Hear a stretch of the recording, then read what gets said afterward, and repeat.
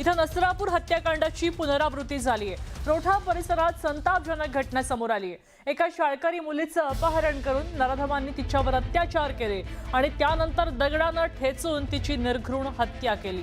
आता या घटनेनंतर जमाव आक्रमक झाला। जिल्हा रुग्णालयामध्ये या लहान मुलीचा मृतदेह शवविच्छेदनासाठी नेला गेला, मात्र जमाव इतका आक्रमक झालाय, या जमावाकडनं घोषणाबाजी केली जाते।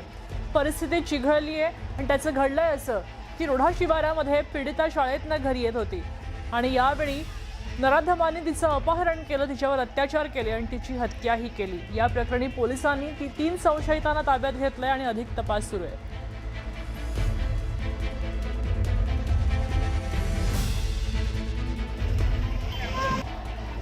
आपण पाहतोय की या ठिकाणी आता नसरापूर सारखीच घटना घडलेली आहे। 3 नराधमांनी या शाळकरी मुलीचं रस्त्यातनं अपहरण केलं, ती शाळेतनं घरी येत होती, तिच्यावर अत्याचार केले आणि त्यानंतर तिची हत्या केली।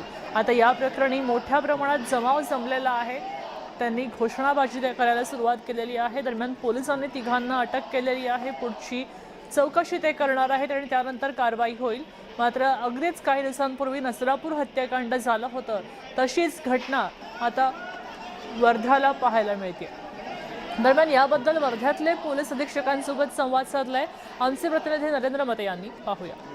आपल्यासोबत जिल्हा पोलीस अधीक्षक सौरभ कुमार अग्रवाल आहेत। सर, कशी घटना घडली आहे, नेमकी काय आहे, कसा अत्याचार झालाय, किती लोकांना ताब्यात घेतलं? काल सावंगी पोलीस स्टेशन मध्ये एक रोठा गावामध्ये एक अल्पवयीन मुलगीच्या मृतदेह मिळाल्याची माहिती मिळाली होती। पोलिसांनी तात्काळ घटनास्थळी पोहोचून घटनास्थळाचं निरीक्षण करून त्याचा तपास सुरू केला। या संदर्भात मुलीच्या आईच्या फिर्यादवरून सावंगी पोलीस स्टेशन मध्ये BNS कलम 103(1), 65(1), 66, 332B आणि पॉक्सो कलम 4 आणि 6 अन्वये गुन्हा दाखल करण्यात आलेला आहे। गुन्ह्याच्या गांभीर्य लक्षात घेता सदर गुन्ह्याचा तपास SDPO स्तराच्या अधिकाऱ्यांकडे देण्यात आलेला आहे। यामध्ये फॉरेन्सिक टीम, सायबर टीम आणि श्वान पथक यांनी घटनास्थळी भेटी देऊन त्या आवश्यक ते सॅम्पल्स आणि माहिती कलेक्ट केली। महिलांचं आता संरक्षणच महाराष्ट्रात राहिलं नाही, मुलींचं राहिलं नाही, सुरक्षित राहिलं नाही। दररोज या मुलींवर, महिलांवर अत्याचार होताना आपण महाराष्ट्रात पाहतो। कायद्याचा धाकच आता मुळात राहिला नाही। सत्तेमध्ये मशगूल सरकार एवढं झालेलं आहे भारतीय जनता पक्षाचं की त्यांना इतरांच्या सुरक्षेचा संबंधच राहिला नाही। सत्ता प्रचंड मिळाली, त्यामुळे आमचं कोण काही वाकडं करू शकत नाही। या आविर्भावामध्ये ही सत्ता राबवली जात आहे आणि पोलिसांना जो पोलिसांचा धाक होता तो धाक कमी झाला आहे।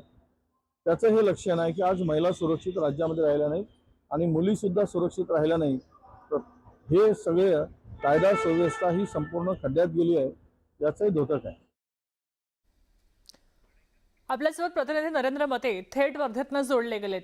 नरेंद्र, आपण इथं पाहतोय की या ठिकाणी आपण पाहतोय वर्ध्यामध्ये जमाव जमलेला आहे आणि त्या मुलीसाठी न्याय मागतोय। या जमावाचं म्हणणं काय आहे? तिच्या घरच्यांचं, कुटुंबियांनी काही प्रतिक्रिया दिली आहे का? त्यांचं काय म्हणणं आहे? मृगा, नक्कीच जी ही केळतवाडीची घटना आहे ती काल रोठ्यामध्ये उघडकीस आली आणि याच्यामुळे मोठा संताप व्यक्त जो आहे वर्ध्याकरांमध्ये दिसून येत आहे। एकंदरीत पाहता जर सकाळपासूनच जे समाज बांधव आहेत आणि समाजातील सर्व स्तरातील जे लोक आहेत ते शवविच्छेदन गृहाबाहेर आणि रस्त्यावर उतरले होते। आता जवळपास 10 तासानंतर कुठेतरी ते जे मृतदेह जो आहे तो आता बाहेर काढला गेलेला आहे। तोही मोठ्या पोलीस बंदोबस्तात तो बाहेर काढण्यात आलेला आहे। समाज बांधवांनी, सामाजिक संघटनांनी एकत्रित येऊन मोठ्या पद्धतीने या ठिकाणी जो बंदोबस्त लावला होता त्याच्यामुळे मोठा हे तो केला गेला होता।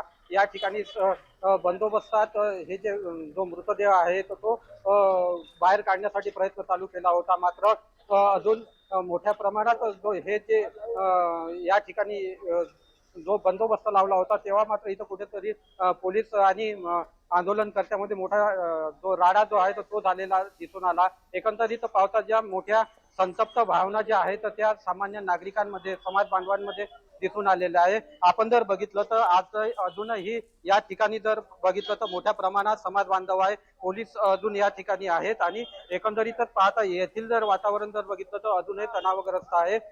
अजून या सामान्य नागरिकांमध्ये मोठ्या प्रतिक्रिया ज्या आहेत त्या अजूनही संतप्त आहे. कारण मोठा जो अन्याय या मुलीवर झाला आहे तर तो अन्याय दूर करण्यासाठी हे जे आंदोलनकर्ते आहेत ते रस्त्यावर उतरले आहे. मात्र त्यांना कुठेतरी त्यांचा आवाज कुठेतरी दाबण्याचा प्रयत्न पोलिसांकडून केला गेल्याचा आरोप या समाज बांधवांकडून केला जात आहे. एकंदरीतच पाहता ही घृणास्पद जी घटना आहे ती काल उघडकीस आली होती आणि त्यानंतर मात्र मोठा जो संताप आहे तो सामान्य नागरिकांमध्ये व्यक्त केला जात आहे.